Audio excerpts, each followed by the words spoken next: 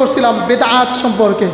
বেদাত প্রথমত দুই প্রকার, এরপরে বিস্তারিত বলতে গেলে বিদাত 5 প্রকার। বলেন কয় প্রকার?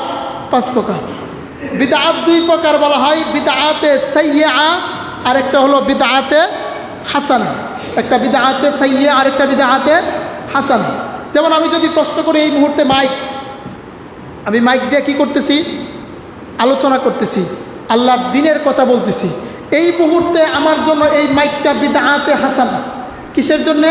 কারণ এই বিদআত দ্বারা আরও 10টা মানুষ উপকৃত হচ্ছে, আল্লাহর কোরআন শুনতে পারতেছে, আল্লাহর দ্বীনের পক্ষে কথা শুনতেছে।